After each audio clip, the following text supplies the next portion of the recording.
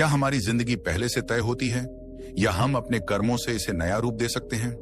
यह सवाल सदियों से इंसानों को उलझाए हुए है। कुछ लोग इसे भाग्य का खेल मानते हैं तो कुछ इसे अपने हाथों की मेहनत का परिणाम।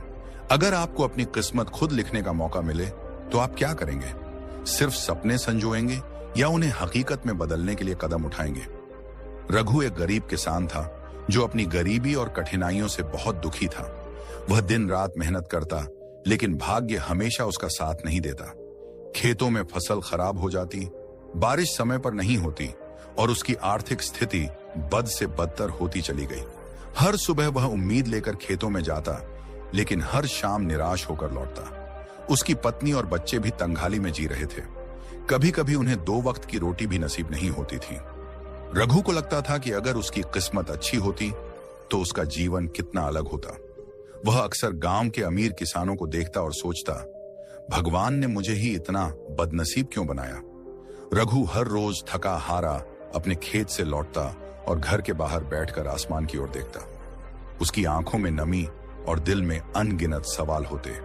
हे भगवान, मैंने किसी का बुरा नहीं किया, फिर भी मेरी किस्मत इतनी बुरी क्यों है? क्या मैं इसे कभी बदल सकता हूं?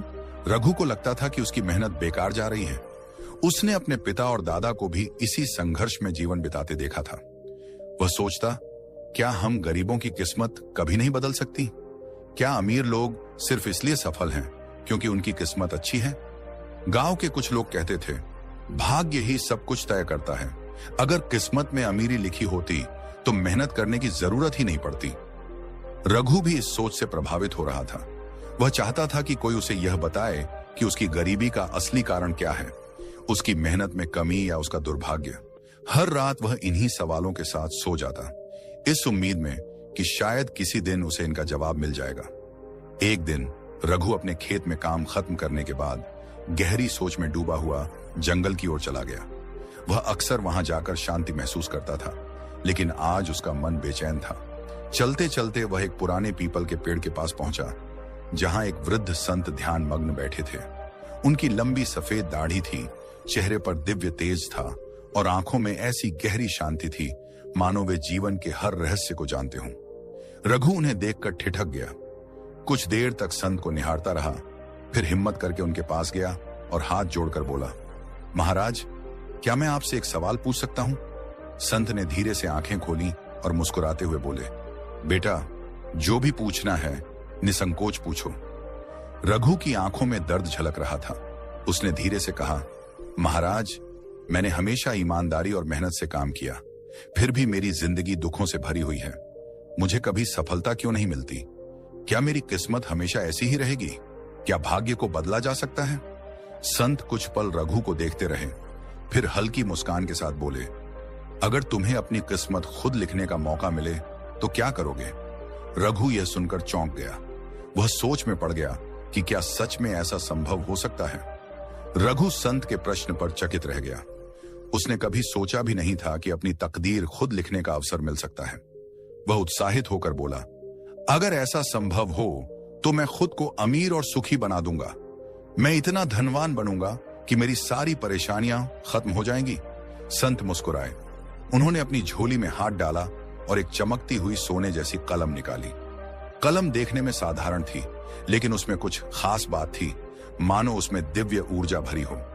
संत ने कलम रघु की ओर बढ़ाते हुए कहा, यह कोई साधारण कलम नहीं है, यह तुम्हारी किस्मत लिख सकती है, लेकिन याद रखना, यह सिर्फ वही लिखेगी जो सच में होना चाहिए। रघु ने कांपते हाथों से वह कलम ली। उसकी आंखों में उम्मीद की किरण चमक उठी। उसने संत को धन्यवाद दिया और जल्दी जल्दी घर की ओर बढ़ा। रास्ते भर वह सोचता रहा, अब मेरी जिंदगी बदलने वाली है। अब मैं अपनी तकदीर खुद लिखूंगा और अपने सभी सपने पूरे कर लूंगा। उसे यकीन था कि अगले ही दिन से उसकी जिंदगी पूरी तरह बदल जाएगी। रघु घर पहुंचते ही उत्साह से अपने कमरे में गया और वह जादुई कलम निकाली। उसकी धड़कनें तेज थीं, मन में अनगिनत सपने थे। वह जल्दी से एक कागज लाया और लिखना शुरू किया, मैं बहुत अमीर बन जाऊं। वह बड़ी उम्मीद से चारों ओर देखने लगा, मानो कुछ ही पलों में उसकी झोपड़ी एक महल में बदल जाएगी। लेकिन कुछ नहीं बदला। रघु ने सोचा, शायद कुछ बड़ा लिखने से ही कलम असर करेगी। इस बार उसने लिखा, मुझे सोने का खजाना मिल जाए। वह बेसब्री से इंतजार करने लगा कि कहीं से कोई खजाना प्रकट हो जाए, लेकिन फिर भी कुछ नहीं हुआ। उसकी झोपड़ी वैसी की वैसी रही, खेत वैसे ही सूखे पड़े थे और उसकी झोली में अब भी गरीबी भरी थी। रघु परेशान हो गया। उसने फिर से कई बातें लिखी। मुझे लाखों रुपए मिल जाएं, मेरा खेत सबसे उपजाऊ बन जाए, मेरे पास ढेर सारी जमीन जायदाद हो। लेकिन हर बार नतीजा वही रहा, कोई चमत्कार नहीं हुआ। वह हताश होकर सोचने लगा, आखिर यह कलम काम क्यों नहीं कर रही? संत ने तो कहा था कि यह मेरी किस्मत लिख सकती है। उसकी उम्मीदें टूटने लगी थीं। उसे लगा कि शायद यह कलम भी उसकी किस्मत की तरह धोखा दे रही है। लेकिन उसे नहीं पता था कि असली रहस्य अभी सामने आना बाकी था। रघु की सारी उम्मीदें टूट चुकी थीं। वह गहरी निराशा में डूबा हुआ फिर से संत के पास पहुंचा। जैसे ही उसने संत को देखा, वो झुंझलाते हुए बोला, महाराज, यह कलम बेकार है, इससे कुछ नहीं बदल रहा। मैंने इसे कई बार चलाया, बड़ी बड़ी बातें लिखी, लेकिन न तो मैं अमीर बना और न ही कोई चमत्कार हुआ। संत ने हल्की मुस्कान के साथ पूछा, अच्छा, क्या तुमने अपनी तकदीर सिर्फ मांगने के लिए लिखी, कभी इसे बनाने के बारे में लिखा? रघु चौंक गया। उसने इस दृष्टिकोण से कभी सोचा ही नहीं था। वह झिझकते हुए बोला, मतलब भाग्य तो कुछ मांगने से ही बनता है ना? संत ने गहरी सांस ली और बोले, नहीं बेटा, तकदीर मांगने से नहीं, कर्म से बनती है। जरा सोचो, तुमने सिर्फ चाहा कि तुम अमीर बन जाओ, लेकिन क्या तुमने यह लिखा कि तुम अमीर कैसे बनोगे? क्या तुमने मेहनत, बदलाव और सही कर्मों के बारे में लिखा? रघु के दिमाग में यह बात बिजली की तरह गूंज उठी। उसने कभी अपनी तकदीर इस नजरिए से नहीं देखी थी। उसे पहली बार एहसास हुआ कि वह अब तक सिर्फ परिणाम चाहता था, लेकिन प्रक्रिया के बारे में कभी नहीं सोचा था। अब उसके मन में कई सवाल उठने लगे। क्या मेरी किस्मत सच में मेरे हाथ में है? अगर हां, तो इसे बदलने का सही तरीका क्या है? संत मुस्कुरा रहे थे, क्योंकि अब रघु सही राह की ओर बढ़ने वाला था। संत की बातों ने रघु की सोच को हिलाकर रख दिया था। वह गहरे विचारों में डूबा हुआ घर लौटा। इस बार उसने कागज पर कुछ नया लिखने का फैसला किया। उसने अपनी जादुई कलम उठाई और लिखा, मैं अपनी मेहनत से अपनी तकदीर बदल लूंगा। जैसे ही उसने यह लिखा, मानो उसके भीतर एक नई ऊर्जा जाग उठी। अचानक उसे एक अनोखा विचार आया। उसने सोचा, अगर भाग्य कर्म से बनता है, तो क्यों ना मैं अपनी खेती के तरीके बदलूं। अगले ही दिन से वह नए जोश के साथ अपने खेत में काम करने लगा। उसने गांव के कुछ समझदार किसानों से सलाह ली और नई तकनीकों के बारे में जाना।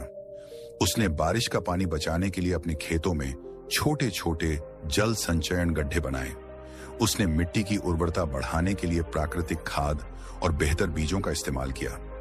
उसने एक स्थानीय व्यापारी से संपर्क कर अपनी उपज को सीधा बाजार में बेचने की योजना बनाई, ताकि बिचौलियों से बच सके। धीरे धीरे उसने अपनी मेहनत बढ़ाई और अपनी सोच बदलनी शुरू की। अब वह दिन रात मेहनत करने के साथ साथ समझदारी से फैसले भी लेने लगा। उसे अब तक समझ आ गया था कि सिर्फ भाग्य को कोसने से कुछ नहीं बदलेगा। उसकी तकदीर उसी के हाथ में है। रघु का नजरिया बदल चुका था। अब वह हर दिन नई ऊर्जा के साथ खेतों में काम करता।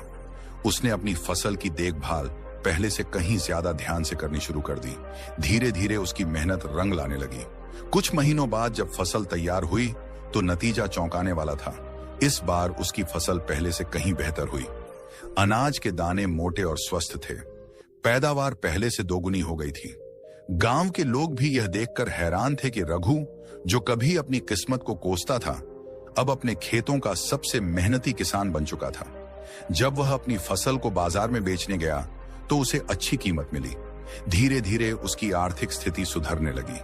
अब उसकी झोपड़ी में रोशनी थी, परिवार के चेहरों पर मुस्कान थी और सबसे बड़ी बात, रघु के दिल में संतोष था। उसने संत की दी हुई जादुई कलम को हाथ में लिया और खुद से कहा, तकदीर सिर्फ लिखने से नहीं बदलती, उसे अपने कर्मों से बनाना पड़ता है। अब उसे यकीन हो गया था कि असली जादू किसी चमत्कारी चीज में नहीं, बल्कि इंसान की मेहनत और सोच में छिपा होता है। अपनी मेहनत का फल मिलने के बाद रघु की सोच पूरी तरह बदल चुकी थी। अब वह किस्मत को कोसने के बजाय अपने कर्मों पर विश्वास करने लगा था। एक दिन वह फिर से संत के पास पहुंचा।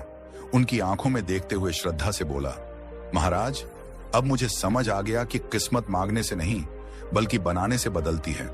पहले मैं सिर्फ अमीरी की कामना करता था, लेकिन जब मैंने अपने कर्म बदले तो मेरी तकदीर भी बदल गई। संत ने संतोष भरी मुस्कान के साथ कहा, यही जीवन का सबसे बड़ा सत्य है वत्स। जो सिर्फ भाग्य पर भरोसा करते हैं वे हमेशा असफल रहते हैं, लेकिन जो अपने कर्म पर भरोसा करते हैं वे अपने भाग्य को खुद लिखते हैं। रघु ने झुककर संत के चरणों में प्रणाम किया। संत ने आगे कहा, हर इंसान के हाथ में एक जादुई कलम होती है, उसके कर्म। अगर वह इस कलम का सही उपयोग करे तो वह अपनी तकदीर खुद लिख सकता है, लेकिन जो सिर्फ कलम को देखता रहेगा और कुछ लिखेगा नहीं, उसके जीवन में कुछ भी नहीं बदलेगा। रघु को अब अपने जीवन की सबसे बड़ी सीख मिल चुकी थी।